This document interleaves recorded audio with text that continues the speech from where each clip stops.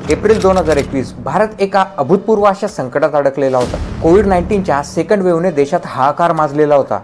ऑक्सिजनची लाईन, हॉस्पिटलमध्ये बेडचा तुटवडा आणि शेकडो प्राण एकाच वेळी हरवत होते। कोविडमुळे लंगमध्ये इन्फ्लॅमेशन होत होतं। ते कंट्रोल करण्यासाठी डॉक्टरांनी वापरलं एक महत्त्वपूर्ण हत्यार, ते म्हणजे स्टेरॉइड्स।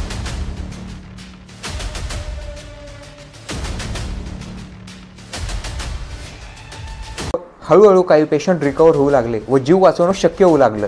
होप्स देखील परत येत होते, परंतु त्याच वेळी एक नवीन संकट समोर उभं राहिलं। तर हा होता ब्लॅक फंगस म्हणजेच म्युकरमायकोसिस। डॉक्टरांच्या डोळ्यासमोर एक वेगळाच आजार उभा राहिला। नाक काळं पडलेलं, डोळा सुजलेला। जसे जसे कोविडमधून पेशंट बरे होत होते तसे कोविडनंतर बरे झाल्यानंतर 12 ते 18 दिवसांनी हे इन्फेक्शन पेशंटमध्ये दिसू लागलं। काही वेळात तर पेशंटच्या मेंदूपर्यंत संसर्ग पोहोचत होता। भारतात एकूण 45,000 पेक्षा जास्त रुग्ण या इन्फेक्शनने ग्रस्त झाले होते। म्युकरमायकोसिस हा फंगस आपल्या आजूबाजूला वातावरणातच असतो, जसं की मातीमध्ये, शेणामध्ये, कुजलेल्या पानांमध्ये। पण जर एखाद्याची इम्युनिटी खूप कमी असेल, ब्लड शुगर वाढलेली असेल, तर तो आपल्या शरीरात प्रवेश करतो। तो नाकाद्वारे, तोंडाद्वारे व जखमेद्वारे आपल्या शरीरात प्रवेश करतो। त्यामुळे नाक, डोळा, जबडा व नंतर मेंदू असं सगळं इन्फेक्टेड होऊन जातं।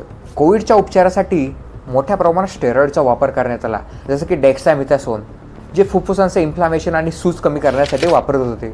परंतु याच वेळी या ड्रग्जमुळे इम्युनिटी कमी होत होती आणि ब्लडमधील शुगर लेवल वाढत होती। हे सगळं या फंगससाठी आपल्या शरीरामध्ये एक फेवरेबल कंडिशन तयार करत होतं। तो पेशंट डायबेटिक असो की नॉन डायबेटिक असो, त्याच्यामध्ये ब्लड शुगर वाढत होते। त्यामुळे जे HIV ग्रस्त पेशंट असो, कॅन्सर पेशंट असो, ज्यांची इम्युनिटी ऑलरेडी कमी आहे, जे ऑलरेडी डायबेटिक पेशंट आहे, ते हाय रिस्क पेशंट बनले होते। लॉंग ICU स्टे हा देखील एक मेजर फॅक्टर होता। ICU मध्ये असताना ICU मध्ये पेशंट कंटिन्युअसली ऑक्सिजन सप्लायवरती होते। जर ते ऑक्सिजन ह्युमिडिफायर प्रॉपरली क्लीन नसेल, त्यातून फंगस स्पोर लंग पर्यंत पोहोचू शकतात। या महामारीत काहींना डोळा, जबडा तर काहींना आपला जीवच गमवावा लागला।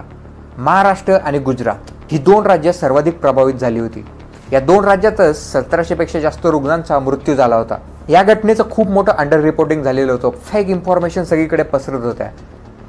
हेल्थ इन्फ्रास्ट्रक्चर कोलॅप्स व्हायला लागलं होतं। ग्रामीण भागात छोट्या हॉस्पिटल्समध्ये डायग्नोसिस करणे शक्य नव्हतं।